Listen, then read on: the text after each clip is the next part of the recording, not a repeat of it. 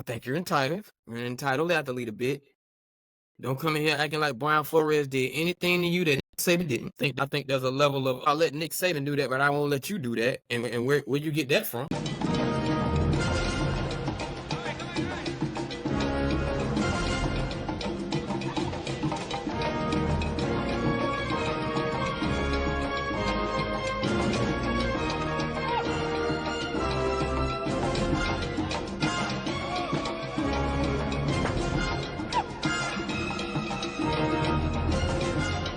Welcome everyone to another segment of Not Just Another Sports Show, or as we so affectionately call it, no jazz, no bull, straight to the point, different aspects of sports. I'm your host, as you all know, KD.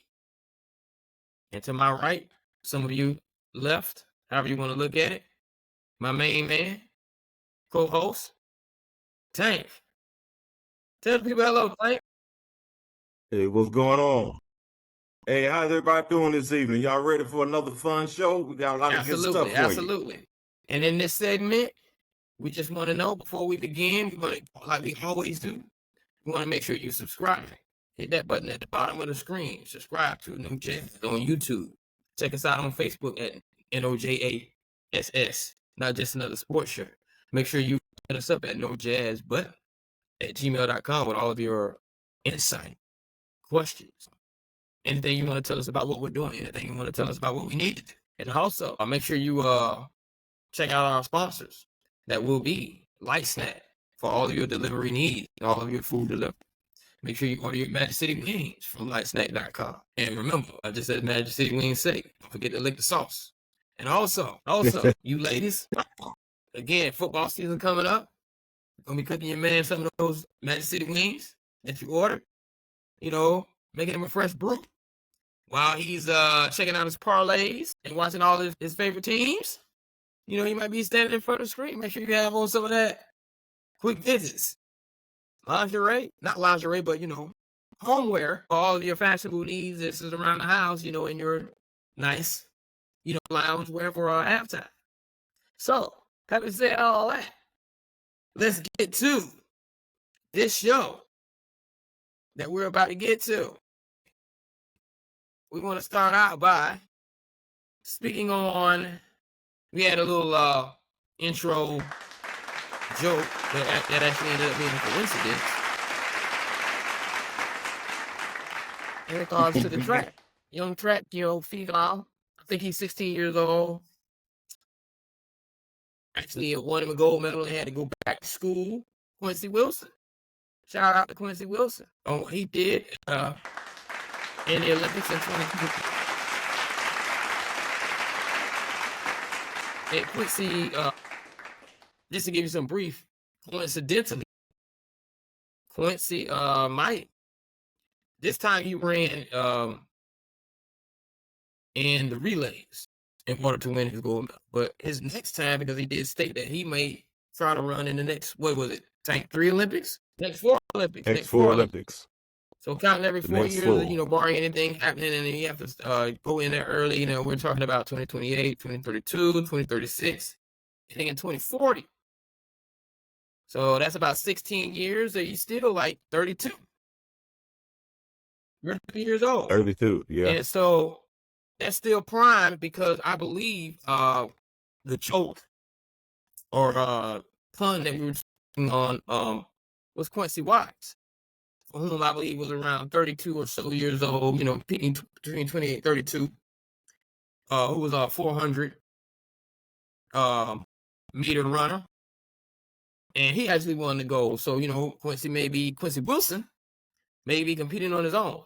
So, having said that, I try to get involved in a lot of that early young phenom conversation. I try to kind of let it pan out because at 16 years old, I like to say between the ages of 14 and 20, all of your peers, you yourself, your body is changing and a whole lot of things are happening. So I kind of just try to see that you get at least 18 to 20 years old and see what your peer group is doing. What you're doing.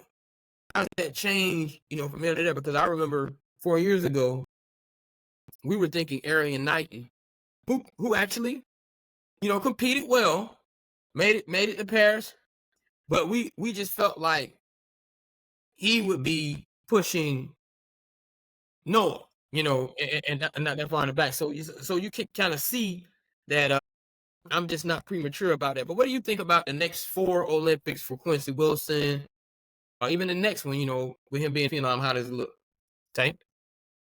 For me, I'm interested. I like to see it because you think about it. At age 16, you are world class. Not fast in my neighborhood. Not I'm fast in my county. I'm fast in my state. I'm fast in my country. I'm fast in the world. And at age 16, you're on a big stage like that, racing against other people who are the fastest in the world. And I think that 16, his body, nothing's peaked yet. I would expect to see him get faster and sprout because he's early. He's not, he's not a gymnast who will be peaking at 16 or 20, but he's young in track, very young. He's literally a baby in track. He couldn't even go through the after parties after he wanted to go. No. And to see him compete in the next 4, even if it's just the next 3 Olympics, if he gets progressively better, there's no telling how many gold medals and medals in general that he might wind up with. He's got he could end up having the most medals of anybody who's ever run track because he started at such a young age. So I'd be curious as to see how it pans out. But I understand what you're saying is, hey, is he going to be one of those guys who peaks early, and then when he gets older, he hasn't slowed down, but he hasn't sped up, whereas other people have progressively gotten faster. So we're going to see if he continues to get faster. And also, I saw some tape, some highlights of him playing ball. He plays at a private school, and you know how a lot of people feel about it. He's playing football at a private school. Y'all ain't really doing nothing, but he's 14. He's playing varsity. That's rather impressive, especially seeing him pull away from those guys the way he did. And it didn't look like he was running full speed on the field. So I don't think that he's going to continue to play football if he's really shooting to run track. Really, if he's the next 4 Olympics, it means he's running track for a living. So I don't expect to see him playing much more football. Shout out to peaking early.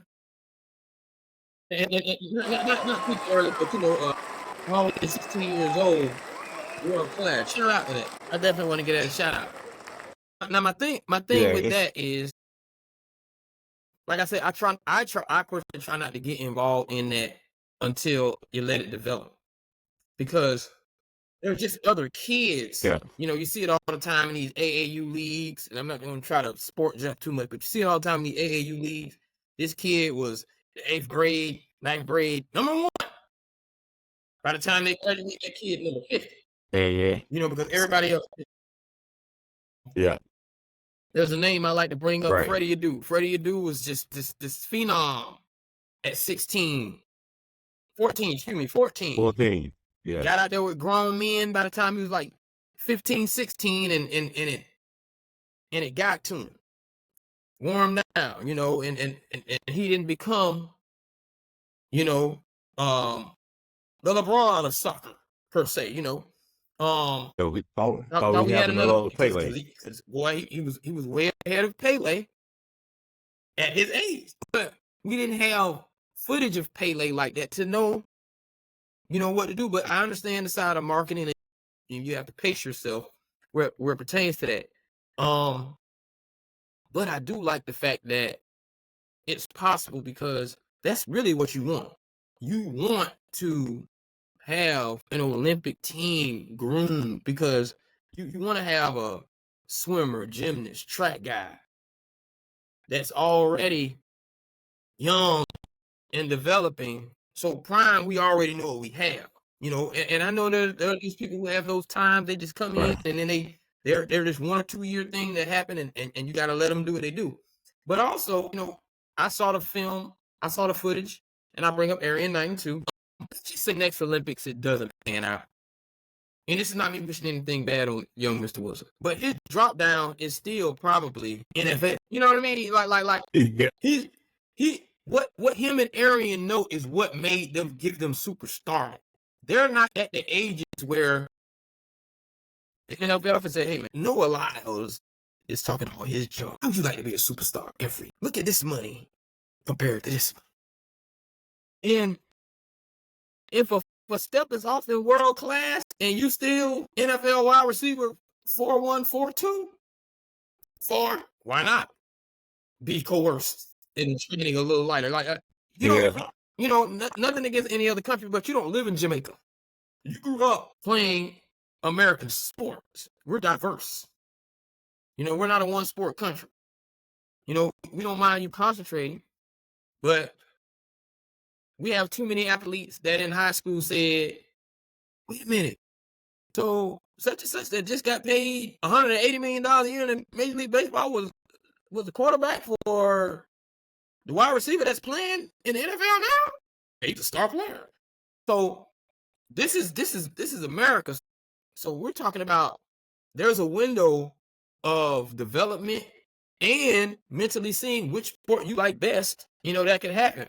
And there's going to be a sit down one day, and it might be the next Olympics, because the next Olympics, he's just 2021. So there's still going to be a time, not even prime at 26 to 28, 32. There's a time he's going to sit down and count the money. So, yeah, I think, and hopefully he'll have good leadership from his parents and good mentorship from his parents and from his coach. And speaking of coaches, one who's been in the news. I know where you're going. Go ahead and go. Flores with Tua. Yeah, that was interesting. I think for those who don't know, Tua Tagovailoa, quarterback with the Dolphins, was under Brian Flores as his head coach when he first got to Miami. And Flores, according to Tua, basically ground him into the dirt as far as, hey, you're not supposed to be here. You're not that good. You're not who you wanted. So-and-so is supposed to be here, because they said the quarterback that Tua wanted, that Flores wanted, was Justin Herbert. The owner wanted Tua. So in Tua, they asked what was the difference in you this year, last year and the previous years for you playing better. You seem to be a little more comfortable with. And he said the way Flores was coaching was always dogging them out and dragging them. Now, I've heard some people say, hey, it's sports, it's football, you need to be able to handle tough coaching or whatnot. But my thing is this: you can't coach everybody the same. You can't. Some guys respond to you grinding them and wearing them down and beating and dragging them like a dog. Other guys need a hug, need to know that, hey, I want you to get better with that. How can we do this?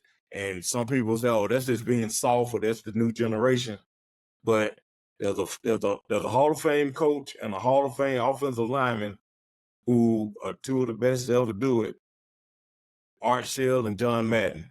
John Madden was going off on Shell one day, and Shell told him, hey, coach, don't yell at me like that. That doesn't do anything for me. It's not going to make me play better. It's not going to do it. I don't respond to that. And he said, okay. He said, Madden told, hey, all right, don't be so sensitive. And he said, but Madden said after he told him that, Madden said, I never yelled at him again. Everybody doesn't respond to the coaching. You can't coach everybody the same way. And why Bill Parcells was so effective is because he used psychology. He didn't deal with everybody the same way. There were people who he would get on harder than others because they needed it and they would respond. Others he would lay off some. So Flores that came out in the middle, and he didn't say, hey, I did him wrong, but he did say, allude to, hey, well, I'm not gonna say that he was lying. I've grown, and I know I'm not. There's some things I don't want anyone saying that I'm a terrible person again. What do you think about Tua coming out and saying that and his response to it? First of all, shout out to Tank for getting Tagovailoa right on the first track, because that's awesome work, man. That definitely the underrated name to say right off the top of the song. We gotta let that know. We gotta let that known right off the bat. Now, I'm gonna tell you straight up, and I hate to be long-winded because I'm gonna tell you how I feel. I think you're entitled. You're an entitled athlete a bit. Don't come in here acting like Brian Flores did anything to you that Nick Saban didn't. I think there's a level of, I'll let Nick Saban do that, but I won't let you do that. And where you get that from? Because I know Nick Saban was a little harder on you than Brian Flores ever was. That's probably why Brian Flores felt it was comfortable, because he felt like you were already disciplined and coachable in that era, even with the money. So stop letting your little short drone come out. Two, on Brian Flores a little bit. Maybe there was a little bit of, and I just have to say what it is. Maybe there was a little bit of, I couldn't get the guy I wanted, mixed in with this the guy I wanted. I felt like Justin Herbert was gonna make my job easy. 6'6", cannon for an arm. Now you giving me the Alabama guy, 5'9.5". He can throw it, he can sling it, but we found out he weak because guess who's gonna get the blame for all of that? The black CEO. So everyone knows, and this is no secret, even though Hawaiian, Samoan, whatever, still not black. And what I mean by that is we got to work twice as hard to get the same results that you're going to give them credit for, and they're not working twice as hard. So Flores has working against him, also coming from New England. So this is just, he has all of this going on, and that's why I'm not going to discount the fact that Tua may have some level of, he definitely may have some level of honor and credibility in what he's saying about what Flores did. But let's not act like you didn't come from that. Let's not act like both of you are neophytes in this thing, and you can't sit down with that man and say, hey man, I know I come from Saban, and I know you come from Belichick. Have they rubbed off on us this much to where you think you can give me that? Because as a professional now, I just feel like I didn't like what Saban was doing to me, and that's not where I want to go. So can we develop something, some kind of communication where you don't feel you need to do that? Because I don't feel like that's you. I feel like you watch someone do that and you feel like that's the way to do it. Come on, Tua. Very awesome. Very awesome. I think on either side, I think Flores is a big man. Is Minnesota on the schedule this year to play the Dolphins? Okay. I don't think so. They'd have to actually meet in the Super Bowl or something like that. But I think on either side, I think Flores is taking the higher ground by stating he's all at fault and he needs to apologize for his part in that. But understand his situation. That's a 3. He has 3 levels of disciplinarian in him. And before I go, let's not act like it wasn't working. This is a defensive guy. His defense was on point. So yeah, I'm pretty sure Tua wasn't on what he was grinding on, and it was working. So yeah, but different guys have different psyches that respond differently. Because I know, and then we go, and you can go to the next topic. But because I know when I was coaching, I talked to the team one way, but individuals I dealt with them differently. Because some guys needed me to put my foot in their behind. Some other guys needed me to pat them on the back and say, hey, you can get this. But one thing I always did, I told them from the beginning, I'm going to treat everybody out here fairly, but I'm not going to treat you equally. And that might have been one of the things that Tua had an issue with, if that was what, if that hadn't was done going anything on yet. as well. Because here's the psychology of that. Here's the psychology of that. And I'm going to go in 2 places, and then because I want to use this for something else. Prime has a situation where he's coaching 3 boys, 3 sons. He knows there's some favoritism in there. He knows it. And he also knows only one of his boys is arguably, and that's the one that's not his blood, only one of his boys is arguably the best athlete on his squad. Only one of them. The other two are getting favoritism, but only one of them can argue that I'm that man athletic, and I'm the man, top on this tree. I'm the man, top branch. Who gonna stop me? Which one of y'all DBs gonna stop me? Which one of y'all wide receivers, gonna keep me from picking your ball? Only one of them, and that's not even his child. But I love how he utilizes Shiloh as his scapegoat. Shiloh. To me, Shiloh is like, he's so mature. And he's always been like that, even though he's older, 24-9 playing. For him to understand, I'm going to fake come in late because I'm going to sacrifice who I am as his son because the players know, or the players believe, he ain't going to yell at his son like that, and kick him out of practice. Keep him from starting in the game. To let the players know psychologically, if I do my own child like that and have him hold himself accountable, everybody is on the same level. I love the fact that young man, because it might have been real. Prime, if it wasn't real, I'm sorry. But if y'all stage that for the psychology of it, great, because you can't do that to Shador. He's the quarterback. You can't sit the quarterback down a quarter. You can't afford to do that. Shiloh and Shiloh. Yeah. And so my thing is, you get to that level going to the pros, high school quarterback, Tom Brady, anybody that does this Belichick. Once you show me, you've put in the work, and I am the star, can put you on Front Street and discipline you in front of everybody. I've given you enough. I've given you to hold me out. On contract day, you're gonna make sure I'm straight. I'm gonna look up at the huddle and I don't like that play. I'm gonna wave it off. I've given you that. So the trade-off is, you come to practice, I'm gonna nitpick on one of them plays to get everybody on point. Even if you threw 500 yards, you already know the psychology of it. That's how this works.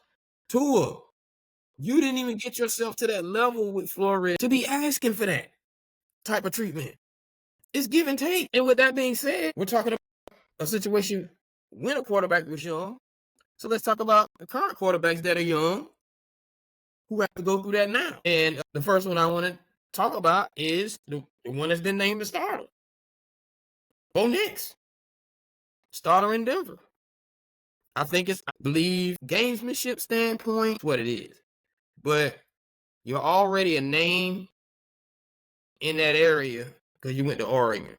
People in Colorado are already familiar with who you are because that's that conference. So people watch TV out there with your name is already branded out there. So it's kind of like a layup to go ahead and thrust him. What do you think about that, Tank?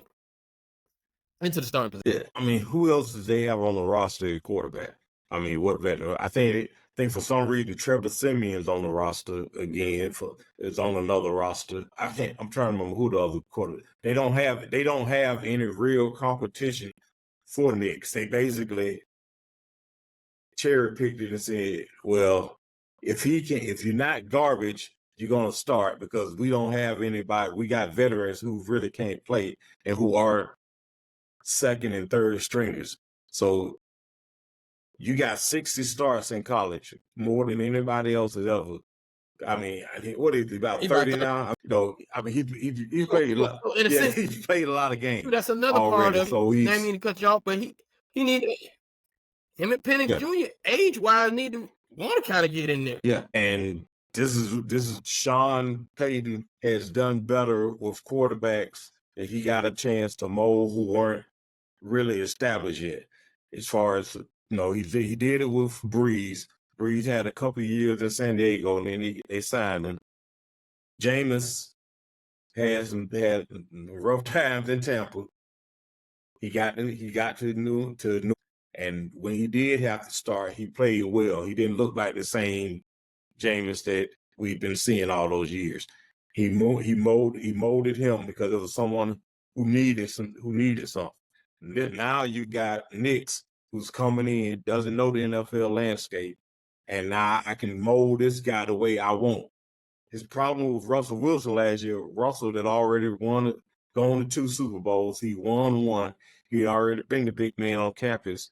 And granted, Peyton had gone to a Super Bowl and got one also, but it's kind of hard to try to change somebody when they've been doing something for so long. Wilson had 10 years, 11 years in the league as a starter. He started as a rookie. So unless Peyton could come in again, you can't coach everybody the same way. He wasn't used to that type of coaching that Peyton was giving him, and Peyton didn't want him in for anyway. And they talk about Wilson, last year, the year before, and his last year in Seattle, where he's not the same Wilson he used to be. And you can argue that back and forth. But back to Knicks, I think Knicks is in a good position as far as to be able to not have to look over his shoulders because there's no other competition on the roster. He's got to really stink in order to get the hook.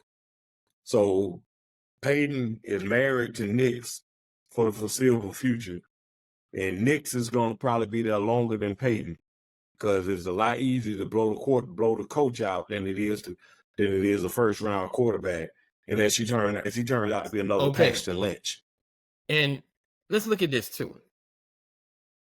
Before we move into, is it a good idea to, and I'm not going to say, is it a good idea? What works best, sitting that young quarterback back and let him watch a veteran, no matter, what level that veteran is on, or put him on and let him play, because I think data has shown us it's probably 50-50, but we're going to get into that. But before I go there, let's look at the history of Denver.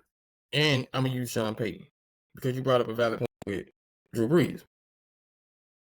Sean Payton has had the benefit of, because I think that's his thing. He's kind of Ness in that. I want me a vet, somebody that has been in the facility, or a super duper senior. And I feel like they are mature enough, 25, 26, to understand that, hey, one, my window is limited at my age, and I need to jump right in as a quarterback to be a professional. And I just don't have the growing pains that anyone else would have. And I think they've utilized that to their advantage. And Sean Payton, when you look at the history of the quarterbacks that he's used, he has not been too fond of rookies. Super green behind the ears. Right. And then let's look at the history of since John Elway. The history of Denver quarterbacks is they, as a franchise, if you got a name, we're going to thrust you in there. We're going to take out all the Paxton Lynches and the Bubby Bristols, but, and it's not to say this is not to say what John Elway became, because a lot of people use hindsight as 2020. When John Elway first stepped on the field, we didn't know he was going to be John Elway. We just knew he was top 5 pick, 83 Stanford, could have either went to baseball or football. That's what we knew. So, but they knew he had that name. The same way that Denver said, well, we need to hurry up and find a way to get Heisman Trophy out of Florida. Tim Tebow got in there because of a name. So Bo Nix is already a name out there. So Denver, this is what Denver does. Yeah, well, I got a name for you. We talking about Denver, we talking about quarterbacks. I got a name for you for all y'all. It's a little bit of trivia. This might win you $5 one of these days. Okay. First quarterback Denver ever drafted in the first round, where he was the first starting quarterback Denver ever had. He also happened to throw the first touchdown pass in AFL history. His name was Frank Tripucka. Frank Tripucka, first quarterback Denver ever had. He's the first round draft pick, first quarterback to throw a touchdown in the AFL back in the 60s. I'm asking, was that Kelly's father or brother? Kelly Tripucka, were they? Was it who? No, this guy is in his 80s or 90s now. But he was the I gotta first look him quarterback up. Denver ever had. That. So they might win you $5. Tripucka. Y'all They heard might that? win you Frank $5 Tripucka one is the day. first quarterback drafted by Denver to throw. Yep. No, first quarterback drafted by Denver. And Yeah. his accolade is he was the first to throw a touchdown. Is it for Denver in an NFL game? He was the first quarterback to throw a touchdown In the pass AFL, in the period. AFL, period. Get that right. AFL, Period. Yeah. period. American Football League. It's the AFC. It's actually the AFC. What we know as the AFC now. It was a whole league. You know, most of those teams are AFC teams. It was kind of like a little changeover since there, but that's pretty much how they stacked it up at first when it first came with it. So now that we said all that about Frank Tripucka, what is best when you know breeding a new quarterback coming in? What is best? Is it sit you behind a veteran and hopefully you give me a Jordan Love, or let you go out there and sit you behind a veteran and hopefully you give me a Patrick Mahomes, because I forgot he sat behind Alex Smith a little bit too. Or you go out there and you give me Marino was sitting for a little while until they went on there. All right, he was sitting behind David Woodley. Where they blasted David Woodley out. But he had to he didn't start right away. They later put him in the game because it was just no, you know what? His first full year, he made it to the Super Bowl. Yeah, he made it to the Super Bowl his first full year, not his rookie year. Got it. Okay, that's what it was. Okay. Yeah. Yeah. I think it all depends on that particular player.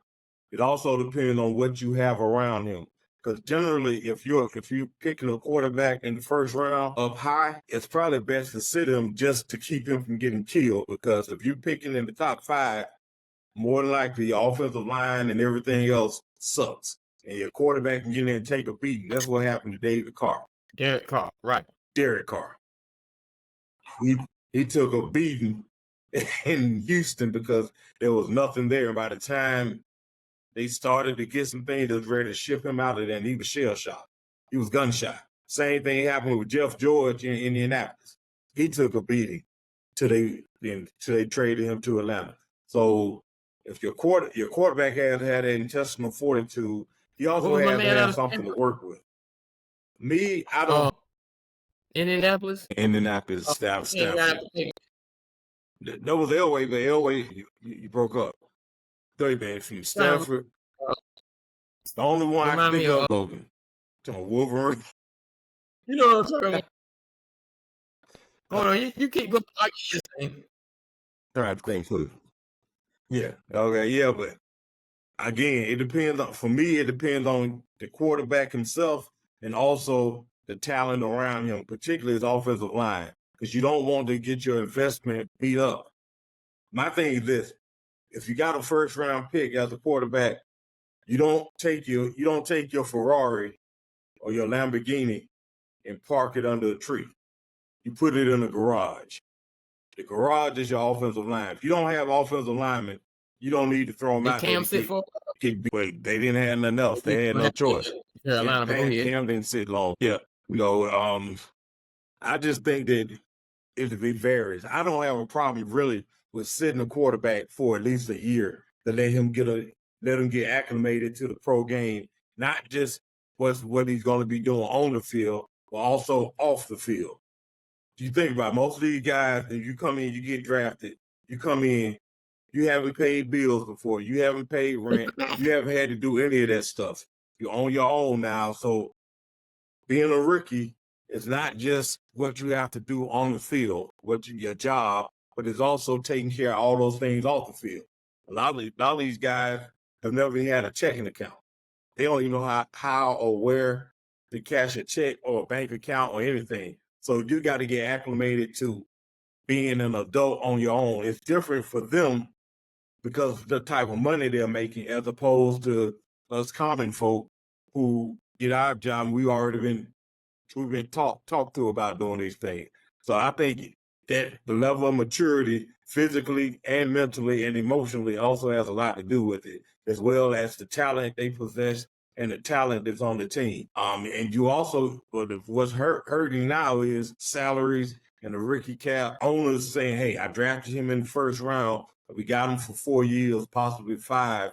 If we exercise his fifth year option, I want to get my money out of him right now." Instead of in the old days, before all of this, you could sit a guy for 2 or 3 years and then let him play, let him develop, as well. let him stink it up That's for a while. situational as well. And I think the data Yeah. has shown that there is no science. What they try to do is trends. Right. If one guy comes out of the block and gives you a CJ Stroud, I could do a CJ Stroud too. One guy comes out and give you a Jordan Love. Oh, I could do a Jordan Love too. So, sometimes we gotta pick and choose, because sometimes I think even within our friends, we can't be falling too victim and being prisoners of the moment. And I'm gonna give you that needed to happen. Can't do anything about it, but it was a sit that needed to happen. This would have been the perfect sit. When Tony Romo came back, I don't care what Dak is doing. I don't care if you lose 2 games straight. When Tony Romo come back, until the team gets back into the groove, Dak needed to watch Romo for the rest of the season. Cowboys gonna end up cowboying regardless, and they might not have cowboy, but I would have. But the thing was, Zeke deserved to feel what it's like to take a load off in them runs in your young body, because he took a beating for Dak the first 3 years, because Dak was still learning with all them carries. And don't get me right, Zeke was doing his thing, but if that young bull would have been running with Romo, well, Romo, I think Romo still had the rest of that year and another year. That watch, pay attention. But if your back go out again, we good. That did not get enough Romo time, and I think sometimes you need to. It wasn't the same situation, but sometimes you need to make that decision. Yes, Don Stroud did what he did, but we gotta Bob Greasy this thing right quick. Yes, not Mark Whippen. What's my man name that won for the Bills? Came back on Warren Moon. Right. But we still got to put Jim Kelly back in this game. Like sometimes the backup gets nuances that need to just be watched on the outside. I think what shifted it, not just the money. I think when Big Ben came in, when Maddox went down and went on a 13-game winning streak, hey, wait a minute. You can't get in there and throw a rookie in and get some wins. Flacco comes a year or 2 years later and goes on a run. Matt Ryan comes in, goes on a run as a rookie. And so it's a league of trends. Whatever's working, that's what they want to do. And everybody's not in the situation with Green Bay, but Green Bay had Favre for 30 years. They drafted an Aaron Rodgers and let Aaron sit. Now you wouldn't do that these days. You let him, a first round draft pick, you let him sit for 4 years before you put him in as a starter. You tell your vet, hey, we're not going through this with you anymore. You can hit the road. Aaron, you got it. Aaron did the same thing. Aaron started Favre in the past couple of years, but they got Jordan Love. Jordan got the opportunity to sit for 3 years to see what it's like. Got some playing time first half of last year. Looked like this might not work out. Second half of the year, he found his footing. Now he's $200-some million. So, like you said, there's no set way to do it. But if you don't have, but you have the luxury of having a veteran who's still performing at a high level, it makes sense to sit there rookie and let him learn what he needs to do. And let's not forget this too. You name 2 special teams. And I'm gonna throw in another special team. These owners in fantasy and just the nature of the NFL, y'all be giving these quarterbacks too much credit. Big Ben was a big boy. Cam was a big boy. But them defenses were what carried you. You got running backs. They carried you. The QB gonna get all the glory, but don't let that fool you. Sean King made it into that 99 championship. Absolutely. But that was the defense.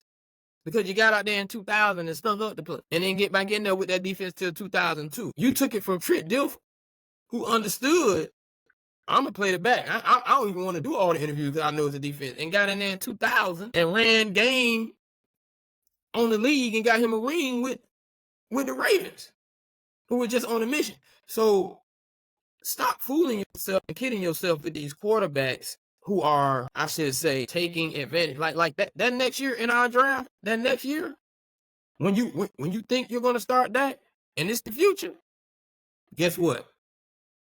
You should have stacked up on defense because you got a stud at running back and you got a game manager, a position quarterback back here. You should have got everybody in free agency instead of trying to get weapons around him. No, he ain't even ready for that yet. Yeah, I mean, it's just they fold under the pressure of it. Look at what's going on with Justin Herbert out there trying to do it by himself, but he got weapons. Look at Justin out of Ohio. He don't have weapons now because they got rid of everybody. You getting rid of everybody thinking this is one of those special guys that can do that with anybody. That boy resides up there in Kansas City. He's a wonderful one. And remember, that's Andy Reid's MO. He gets quarterbacks long term. If he drafts you in the first round, you're gonna sit. McNabb sat for a year. He Donovan sitting for a year. It was like Donovan is how it started. Preseason, right? So I mean, you gotta again, it's variables that come in with starting. But I don't. People say you can't learn from sitting on the bench. It's true in one aspect as far as physical manner. But at the same time, I don't want my quarterback. He drafted him in the first round. The team sucks. Offensive line sucks. Now he's taking a beating. You don't want that. Mess around and his shoulders messed up from his rookie year. Now you trying to decide with me, is he gonna recover enough to be able to be the quarterback that we thought that he could be once he developed, or is he gonna wind up like Anthony Richardson getting his shoulder tore up his rookie year because he ain't ready?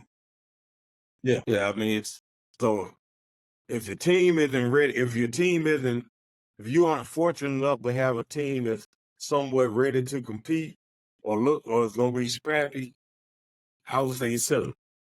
Because there's no sense in letting him take a pounding for nothing. Oh, he's gonna learn, yeah, but if he gets hit in the head enough, even there might be times psychologically, even when no one's around him to hit him in the head, he's still ducking, he's still seeing ghosts because he's so used to getting beat to death. So Purdy technically that too, right? Yeah. Purdy came in as a rookie and started. Well, he took over for Lance.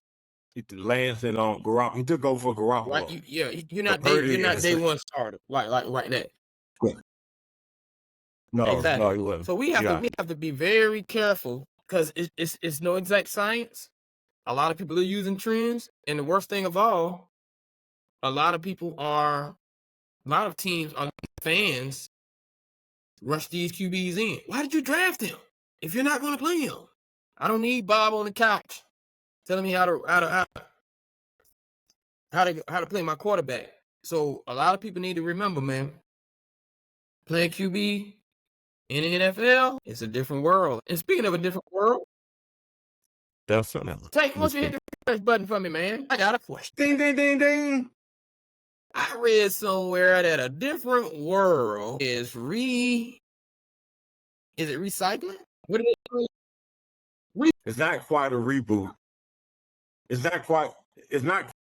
They are allowing the producers to come back in, and I think it's something like the Wayne's and Whitley's son or daughter or something like that will be going to Hillman. And a lot of people are 50-50, leave the thing alone. Don't mess with it. I love the way A Different World tackled all of those issues because A Different World is what got me to college. Like I wasn't maybe a little bit of video going to NYU. He said he was doing, but it was definitely Denise going to him and that said, "Oh, okay, this is the thing.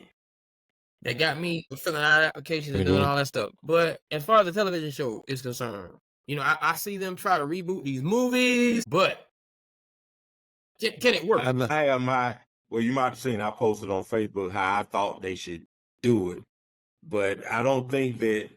Well, this isn't a reboot, so it's good because a reboot is when you bring back the same characters, different actors or whatever, but it's the same characters, and you're basically doing the show over with new actors playing those same characters.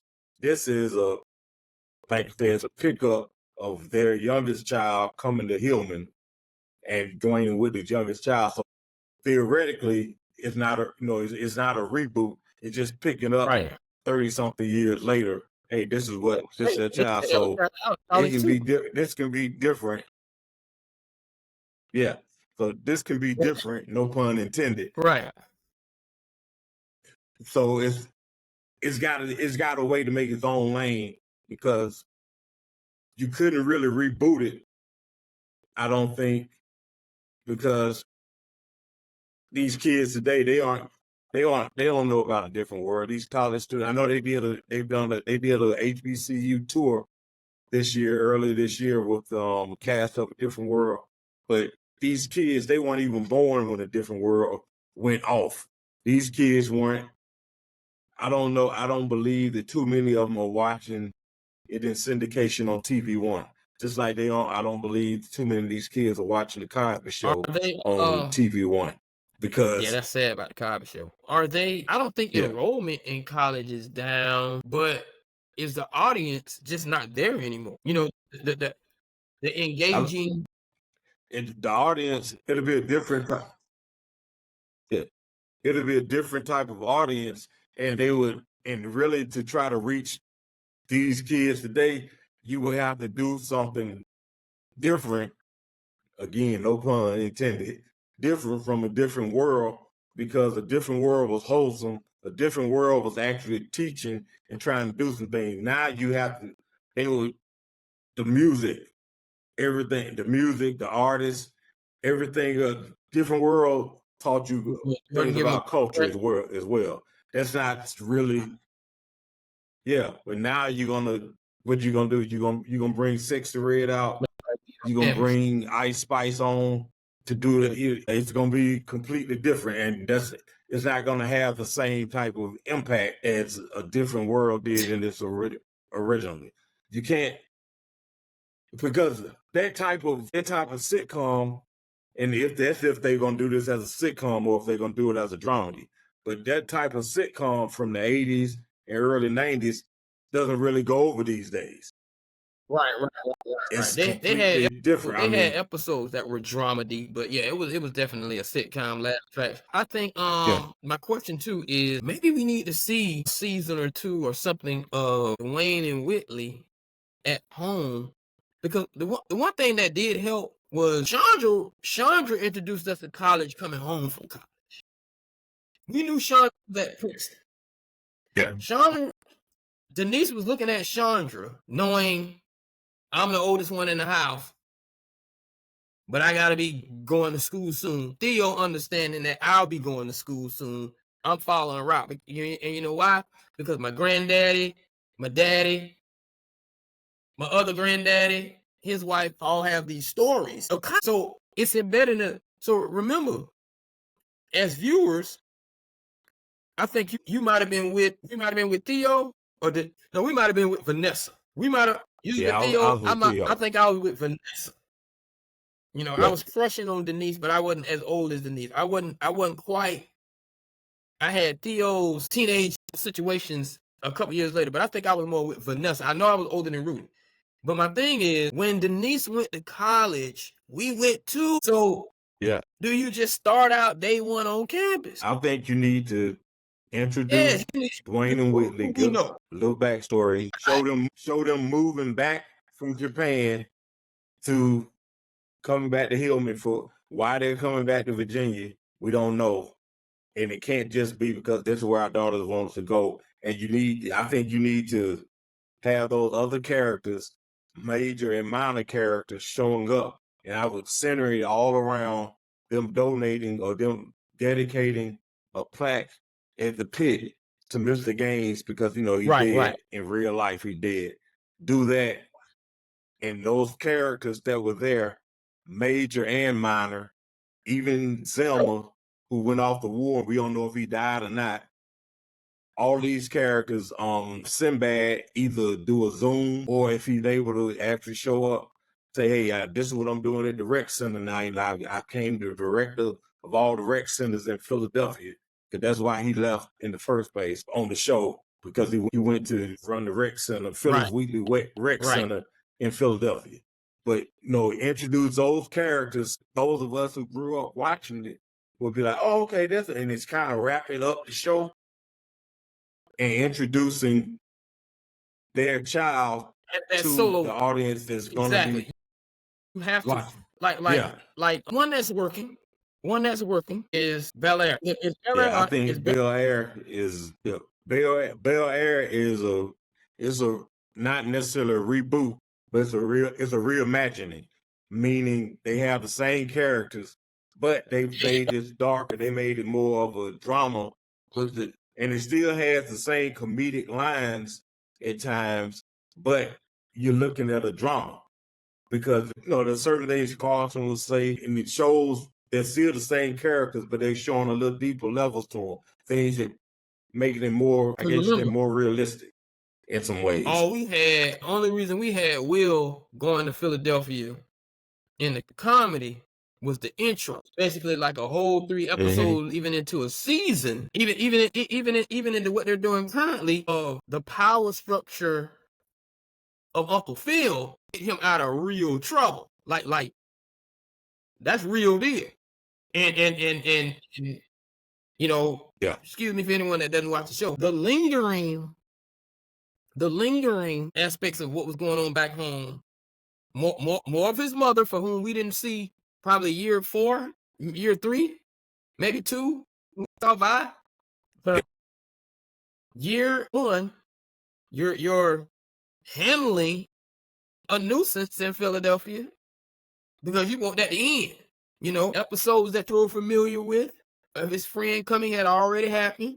To show the detachment, Jazz's development, the introduction of the girlfriend and the drama that they go through, the ups and downs, because even in the comedy, it does make sense that Carlton character, I love how they do him. It made sense for him. What's the girlfriend name? I want to say Neil Long. Lisa.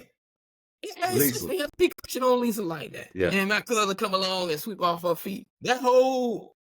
We were familiar with that, but to see it develop in a real deal way. And the way that they've done this is, because unless it was a 2-part episode on the original, it was all for one thing, and that was it. No continuing storyline for the most part.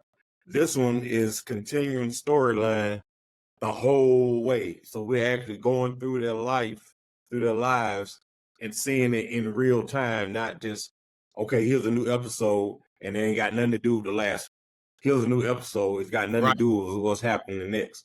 This one is a continuing series showing you from the time Will had issues in Philly up until where they are now. And we've seen the growth and development. And I mean, if you're going to re-image a show, this is a perfect way to do it. Yeah, because they kind of said, because it's not, you don't feel like you're watching. You don't feel like, oh man, all they doing is just doing the same thing they did in the sitcom. You don't feel that way. You can watch people. Remember, Fresh Prince is 30 years old. So if kids or people in their teens decide that they're going to watch this and they never watched Fresh Prince of Bel-Air, they don't have a reference, so they could be like, man, this is good. This is a good show. And then they can look and go back and go, that's what this is based on. That's completely different. Same characters, but it's completely different. And I think it's brilliant the way they've done it. Unlike that mess they did with Good Times. One thing I will say that you do, because like I said, I love how Will Smith, the situation with him and his father. It's funny you can call him Will Smith and still be talking about the character, but and still be talking about the actor, and still be talking about the character. But Yeah. the situation with his father, It's not just a classic episode. It's sequencing out. You know, it's saying you're my DNA. I like to watch basketball, and that's what I want to go DNA. Another re-imaging movie to TV was Boomerang. BET tried, and they tried to use Marcus Graham's daughter, but the thing was, when you don't say I want green like this without Eddie Murphy, Halle Berry couldn't do enough for her. You know, I heard she had something to do with it, but no. Marcus Graham's chromosomes needed to be in that.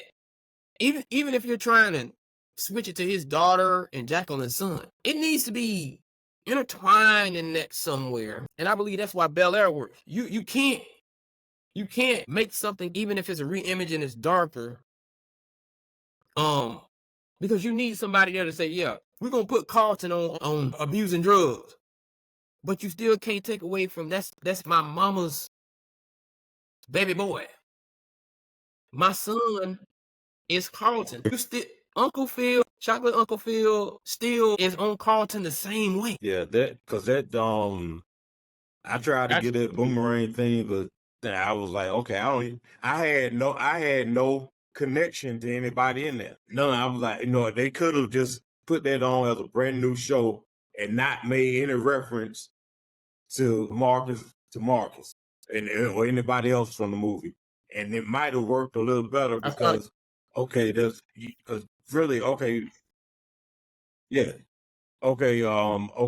gonna show up and give his daughter, hey, good job, you're doing good, and go on, or what? Just like when they made a Stomp the Yard 2, Columbus Short showed up for a few minutes, at least put his stamp on it, and then was out of that. But there was no stamp of approval for a Boomerang pickup or whatever. This Bel Air has a stamp of approval because the way they're doing it, and you feel like you're watching a new show. You don't feel like, oh, they just did such and such. It's the same characters, but deeper, and it's the filming of it. I mean, everything. It's like you're looking at it. You know what they did completely new. They had respect. The new school. See, that's another thing, you gotta have the DNA in there. So Boomerang didn't have respect for the old school. You can't. Yeah. Like Marcus Graham, I'm not saying Eddie Murphy needed to be in there, but Marcus Graham needed to be somewhere in there to have respect for. Like Uncle Phil is two different Uncle Phils, but we respect both of them. So you respected the fact that Uncle Phil was our father growing up, and you still want the new Uncle Phil. When you're a father, you want to be like, I want to be like Uncle Phil. When I was growing up, I didn't want to be like Uncle Phil. I wanted Uncle Phil to be my father. He took us. But the new Uncle Phil, now that I'm a father, like, okay, I gotta handle some things like that.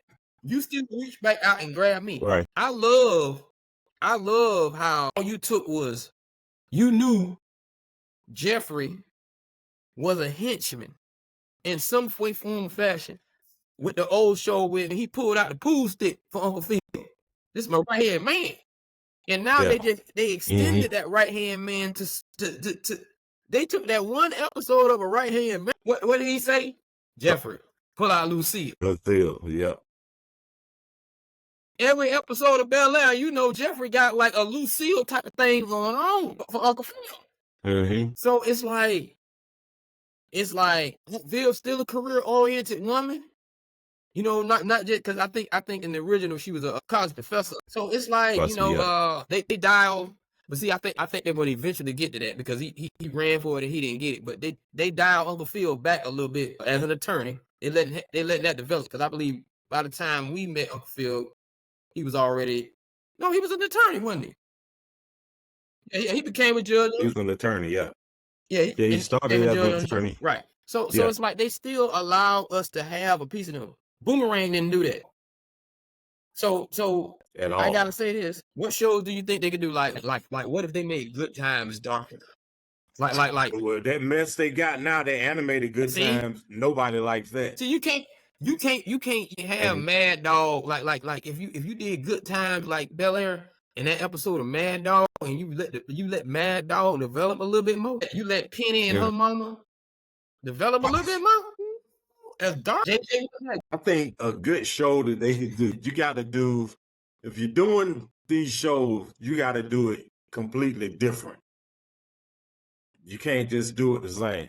Well, hold on.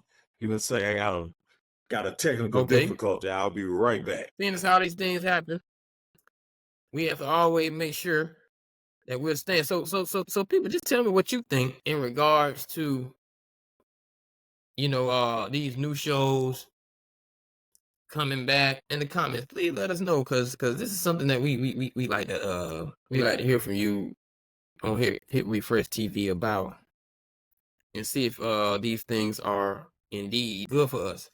Like I said, a little bit of time off with my boy Tank while you sit here with me, and we go at it and we make it happen.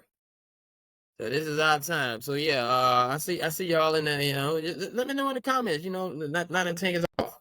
Talk to me. What can we do? What can we? What show? All right, you got to finish. Email us and let us know what shows you all would like to do a reboot, and we might even have a contest. We might even have a contest here on Hit Refresh TV.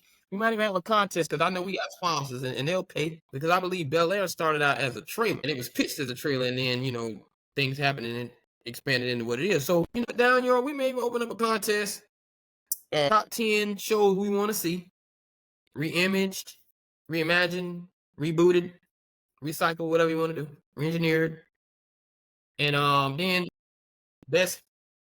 I tell you, best sizzler win. But go ahead. Yeah, I'll tell you what would be interesting. That would be that if they were to do it and do it darker, if they were to do the Cosby Show. I was thinking about that the other day. How would you do the Cosby Show as a drama, hour-long drama, and keep those characters, but keep them but give them some more layers?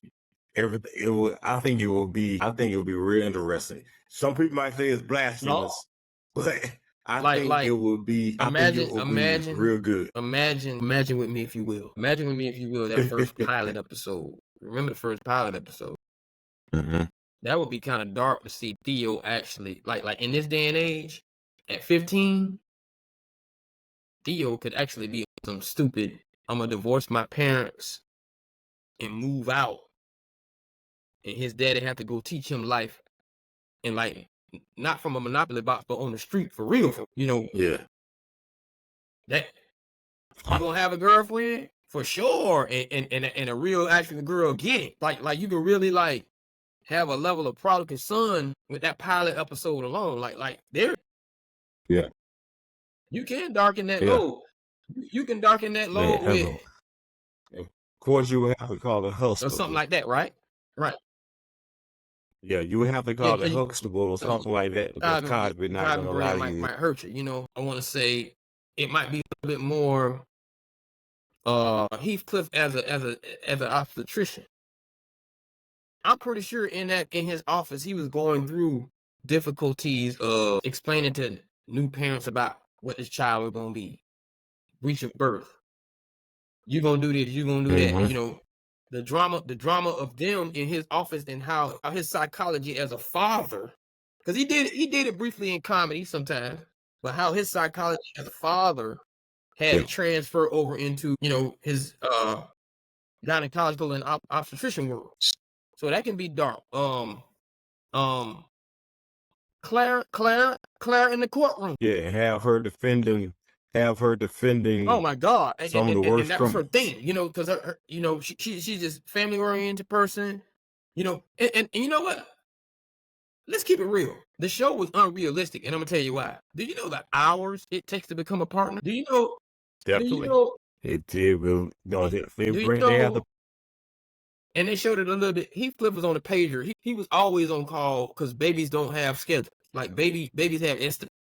So let's be real. There's no real way, especially if you do it in 2024 with everything at your fingertips. There's no real way Cockroach was that nice of a friend. Theo had too much time to get with them thugs, because your mama at work all the time. Your daddy at work all the time. Denise might have brought a baby home. Vanessa might have brought a baby home. like let's be realistic. Even though they were doing well, they had occupations that did not have them home like that. That was a lot. Yeah, it would be. I think it would be. Yeah, You you could can do do it. it. It could work, and people would. It would be. People would call it blasphemous, I think you can still. but to do it by it would need to be. Yeah, and I would like to see what's another one, but probably most of the sitcoms being done that way. Or if you could turn a drama into a comedy, but it'd probably have to be 30 minutes though. But it'd be Very interesting. And speaking of comedy, Yeah, turn who's that? house into a comedy. Turn house into a comedy. Oh, yeah. Now, how old is House? I'll say he's probably in his late No, the 40s show. or early That was a 50s great at the show. most. Oh, the show. 15 years now? Oh yeah, the show is So that's about 20 Yeah, 'cause it years, was 25 years origin. So that's a good guess. yeah. So the show, yeah, and to do it and like again do it as a comedy, 30-minute comedy sitcom. But he I'm gonna tell you always one. figures it out. I'm gonna tell you one. You might not Okay. like it. It might be an area where we could teach each other some things that it'll be a very dark world I'm about to present to you. I'm talking comedy and the drama. Yeah. It'll be a very dark world I'm about to present to you, Okay. but I think it would be something that would get it clicking. It'll get the internet clicking because finally you be able to go inside that kitchen and hear how y'all really feel about it. The dark side of the Dukes of Hazzard. It'll touch. Oof. Yeah, that definitely have to be on cable. That would have to be on cable or streaming. Yeah, that wouldn't be on network TV. The real Boss Hog, Yeah, like Boss Hog, an old school conservative Republican for real. yeah, that would. Daisy Duke really fraternizing with her cousins? Yeah, that would be instead of them running moonshine. Or you can keep it on that same timeline. Keep it on the moonshine timeline. Yeah, I'm not against it. I'm just that saying, would be interesting. Make it really, because I don't think even in the meth timeline they are that deep country now. Like it's just too much African American influence. I think even in those deep, but Yeah, back then, like it was for real. Show how it was down on Florida, Stone Mountain, like the people, and then give it a pristine. Do you remember Porky's? yeah, that was one of my favorite movies when I was growing up. And it wasn't. Yeah, I should have been watching it at that age. Hey man. Yeah. Hey man. So the Dukes of Hazzard, dark, set us in on a lot of that nepotism we know is going on, and have it just like they did the movie. Have it in one of these little Clayton County towns or whatever, with a major city like Atlanta right there, and you dealing with black people. You got a problem with it. You acting like you live in a bubble. Yeah, let's see it. Maybe it will allow us to understand.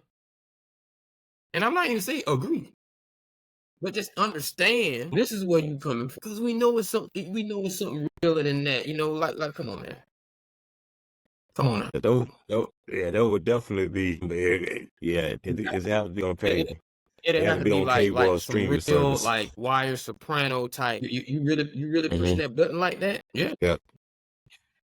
There would be some people who would be very upset. And yeah, it could be used, like you said, to teach you some stuff too. We know what y'all saying at the table. I know what we saying at the table. Y'all know there's some Romeo Juliet stuff going on because Daisy gonna date a black dude. Gonna like a black girl. Luke gonna like a black girl. It's the truth. That'd be very interesting. Like Dark that. episode. I like that. What was the thing on HBO? Because I agree with you with Kate. What was the thing on HBO about the True Blood? You gotta push it. Yeah. Yeah, that would be interesting. I like to see that. Provocative. Nevertheless, as we wrap this thing up, you have just been hit with a hit refresh. Because as you all know, when we hit the refresh button, we may be on another subject, but we get on something and it just reminds us of something that we need to talk about. But nevertheless, let's not forget, this has been not just a show with some Hit Refresh TV. Make sure you check us out. Make sure you also look at us on Hit Refresh, because sometimes we do have because we speak on TV shows, we do have our movie segments of the review. So make sure you always check out Hollywood KD and Hollywood Tank. You don't like that, but I'm just, I might call him Studio Tank. I don't know. We gonna get him something, man. We gonna get him a Fox Tank. I don't know. But anyway, nevertheless, are there any last words for you in regards to this different world, not TV show, but a different world for these quarterbacks? A different world for a 16-year-old running world-class track. Tank, talk to him. All I would say is this, and it's crazy because you mentioned track, and we mentioned these quarterbacks, and ultimately everybody's doing it because they say they love it, but they also doing it for the money. So I would say this: it's no problem if you all get your money. If you want to pudge them to get you a contract, okay? You want to pudge them to get your contract. Absolutely. That's what's going on. That's what's going on. So that gets pudged, whether it be this year with Dallas or it be next year free agency, because he's a free agent next year. He has no trade, no free agent clause, no franchise clause tag, no franchise tag clause in his contract. So he's going in the win if they don't sign him this year. And I just want to see these contracts get done because I want to see every team competing at their full capacity and not handicapped by not having CeeDee Lamb in, or not having Brandon Ayuk in, or not having Trent Williams in. But Ayuk, I think you're getting just ridiculous now. They offered you this money. You didn't want to go to other teams that will offer you more money because you want to be in Frisco. Just sign the damn deal. That's it. That's all I want. That's all I got. I'm about to close you y'all go out. My man out. said, "You just sign the dang deal," and because I'm keep right there, because and correct me if I'm wrong. Is CD trying to get above Jettas, Justin Jefferson? Is he trying to purge the market? Okay, not. Because Ayuk is just somewhat swirling around, wondering why it ain't me. But there's a reason why, and no pun intended. But all of y'all sitting out there chasing the money, but who gonna get more than Jettas? Jamar. So I just want to say I agree with Tank. Just sign the contract, because the best thing that could ever happen to you is to change your family's lives. And I know you want to get as much as you can. I mean, we discussed this before. But as we move closer and closer to the season, you guys who are sitting out of camp, you all are athletes. And these are very valid points. You are missing some very important time, full speed, knocking another body around, getting that first 2 weeks out of you in the ice tub, because you just can't get it simulated or working out by yourself. You got to put that man on you. And then even when you put that man on you who on your team, you still got to put that man on you who's trying to keep you from getting a check, who on an opposing team. And you have to be very wary that they are 5 to 6 weeks ahead of you, depending upon whether you went to OTAs or not. They're about 5 to 6 weeks ahead of you. You're going to jump on the field. You're going to think the timing right, and you're going to be going full speed. They're already ready for full speed, and you might get a soft tissue injury, put you out for another 6 weeks. That's not to say that what you're going to do, you can't get right back and get in the offseason, but these are the things that happen subtly. So I just want you to be very clear about all that happens when you sit out, and all that happens when you are trying to really sign something for a game that you love. And I know you're doing this for your family, but you love the game. They don't. If you want to get back out there, and I can't give you, but I'm willing to give you 33-1, get back on the field, man. Get back on the field. Because one thing for certain, two things for sure. You can re-image a TV show, but it's hard to re-image you in that starting lineup, no matter what they doing out there in training. So having said all that, this has been your host, Kate, with my co-host, Tank. It's been another episode of Not Just Another Sports Show. And make sure you subscribe. Hit that subscribe button. Make sure you email us, NOJASS button at gmail.com. Make sure you let us know what we're doing. Follow all the contests. Make sure you, again, follow our sponsors. That's lightsnack.com for all your delivery needs. And make sure when you're delivering or you're ordering, you order some of those Magic City wings from lightsnack.com. And remember the motto. Don't forget to lick the sauce. You see that box? And you ladies, remember, for all of your fashion needs, sports apparel, around the house apparel, make sure you go to that quickvisits.com. That's QUIA, not CK, KVISITS.com. This has been No Jazz. Salute him tight. See him out. And we'll talk to y'all on another time. Peace.